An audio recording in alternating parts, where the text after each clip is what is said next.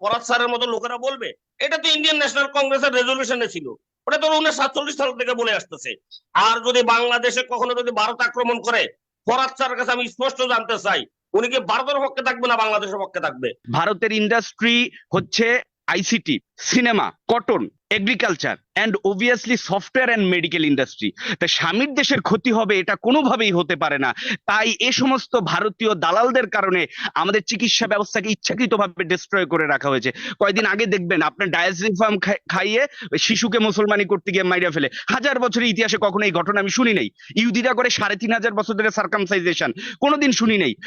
এই আপনার এই যে অপারেশনে আইসিইউতে ১.৫ ঘন্টা পর নেয়, মারা যায়, এগুলো হচ্ছে একটা সিস্টেমেটিক স্যাবোটাজ বাংলাদেশের মেডিকেল ইন্ডাস্ট্রিকে ধ্বংস করে ভারত নির্ভরশীল করে রাখার জন্য।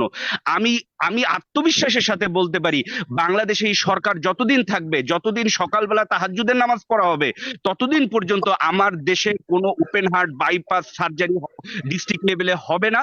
বা চাইনিজ এই কোম্পানিগুলো 50টা কেন 5টা কেন একটা হসপিটাল করতে পারবে না। এই পর্যায়ে আমি কয়েকজন দর্শককে যুক্ত করে তাদের মতামত নেওয়ার চেষ্টা করব। খুব ছোট করে আপনার দর্শক খুব ভালোভাবে প্রশ্নগুলো করবেন আশা করি। আপনাদের কাছ থেকে খুব ছোট্ট সময়ের মধ্যে আপনাদেরকে সেলিম মিয়া, আপনি বলুন কোথা থেকে বলছেন, আপনার প্রশ্নটা বলুন। ছোট করে আপনার মতামত ছোট করে একদম যতটুকু। সালাম, প্লিজ বলুন কোথা থেকে বলছেন। বলছিলাম ভাইয়া, জি আমি আপনি যে এই যে আবার কাছে প্রশ্ন করলেন, হ্যাঁ, যে ভারত থেকে আমরা কি পেয়েছি, বলুন। সেলিম মিয়া, সরি আপনি হয়ে গেছেন, মিউট হয়ে গেছেন, সরি, বলুন। যে অনেকে যুক্ত হয়েছেন, আপনার বাকিরা একটু মিউট রাখুন, নিজেদেরকে মিউট রাখুন প্লিজ, একটু ডিস্টার্ব হচ্ছে। হ্যাঁ সেলিম মিয়া। ভারতে এখানে রয়ের তৎপরতা করার সুযোগ আমরা দিচ্ছি। দ্বিতীয়ত হচ্ছে ৭৪-এর দুর্ভিক্ষ ঘটানোর যে একটা পরিকল্পনা করছে ভারতে, হ্যাঁ, এবং শেখ পরিবারের সদস্য হত্যা করার যে একটা প্রেক্ষাপট তৈরি করতে পারে, ওই সুযোগটা আমরা দিচ্ছি। তারপরে এখানে রয়ের ওদের সদস্য বসার জন্য আমরা সুযোগ করে দিই। এবং এই বাংলাদেশের মধ্যে বর্তমানে অনেক মানুষ এখানে কাজ করতেছে, ভারতীয় নাগরিক, এগুলো আমরা দিয়েছি। হ্যাঁ, এগুলোর সুযোগ ভারত আমাদের কাছ থেকে পেয়েছে, তার চেয়ে আর কি বেশি আশা করতে পারে, এটাই আমার প্রশ্ন। ধন্যবাদ। জনাব আজহারুল ইসলাম তালুকদার, বলুন প্লিজ। আসসালামু আলাইকুম ওয়া রাহমাতুল্লাহ। ধন্যবাদ আপনাকে আমাকে সুযোগ করে দেওয়ার জন্য। আমি প্রশ্ন রাখতে চাই সম্মানিত শিক্ষক, পাবলিক ইউনিভার্সিটির একজন সম্মানিত শিক্ষক আছেন স্নিগ্ধা ম্যাডামের কাছে। এখানে অনেকের কথা শুনেই মনে হয় যে তারা ভারতীয়, এবং যারা এই দেশে বিগত নির্বাচনগুলোতে সে সুতার সিং থেকে শুরু করে যারা জনগণকে ঠেকে ভারতকে নিয়ে, ভারতের সাহায্য নিয়ে নির্বাচনে হয়ে ক্ষমতা দখল করে আছে, তারা ছাড়া এই ভারতের এরকম ভাবে একচেটে নিয়ে যাওয়াকে কেউ সমর্থন করতে পারে বলে আমি বিশ্বাস করি না। আর লজিক সাধারণ যুক্তি হলো যে যখন নাকি জনগণের স্বার্থ সংশ্লিষ্ট বিষয়গুলো আদায় করে নিয়ে আসবে একটা দেশ, একটা সরকার, তখন সেটাকে প্রচার করতে তো উৎসাহী হয়ে প্রচার করবে।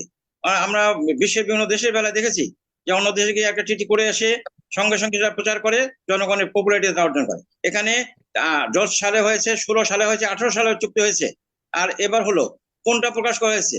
ওই একজন বললেন যে কালকে পেয়ে যাবেন, আমরা কেন সেই 10 সালটা পেলাম না, 16 সালটা পেলাম না, 18 সালটা পেলাম না? সুতরাং আর একটা বিষয় যে উনি আলোচক ফরাদ সাহেব বলছেন যে ওই তাদের এই বর্ডার সিকিউরিটি এনশিওর করার জন্য তারা সিকিমকে নিয়েছে, তাহলে বাংলাদেশও তো বর্ডার সিকিউরিটি সিকিউর করার জন্য যে আলোচনাটা জিল্লুর সাহেব করেছেন, সেটা তো সেটাই মিন করেছেন, তাহলে হোয়াই নট বাংলাদেশ?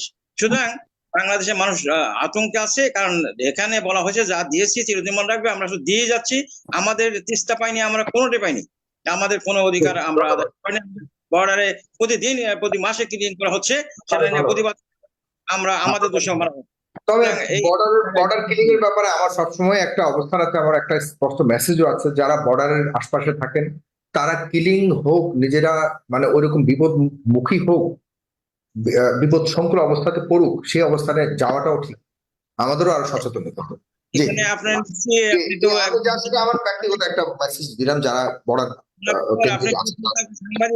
আপনি নিশ্চয় অবহিত আছেন যে বালিয়াডাঙ্গিতে কৃষক কর্মরত আমাদের ভূখণ্ডে, সেখানে ঢুকে হত্যা করেছে, সেটা কি অপরাধ ছিল?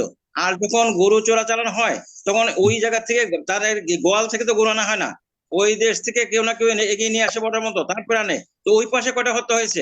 ওই পাশে যদি হতো তাহলে বলা হতো না এই দেখ। হ্যাঁ, ওগুলো নিয়ে আমরা সমালোচনা করি, ওগুলো নিয়ে আমরা সমালোচনা করি। তার বাইরেও অনেকে আছে এমনি হাট থেকে গরু চড়াতে গিয়ে ওসব বর্ডার কিলিং এর শিকার হলো, তারা আরো সচেতন হওয়া উচিত। কিন্তু যে আমাদের এখানে এসে বেআইনি ভাবে যেগুলো করছে এ নিয়ে আমরা সবসময় অনুষ্ঠান করি, কথা বলি, এগুলো কথা বলবোই, সেটা ভিন্ন ব্যাপার। যে ফেলানি কি চুরি করতে গেছিল? ফেলানি কি পাচার করতে গেছিল? রাইট ফেলানি কি রাইট পাচার করতে গেছিল? এটা প্রশ্ন। হ্যাঁ, ঠিক আছে, ঠিক আছে, অবশ্যই ফেলা নিয়ে আমরা অনেক কথা বলেছি, এখনো কথা আছে। তো আব্দুল কুদ্দুস, আপনি বলুন, কোথা থেকে বলছেন?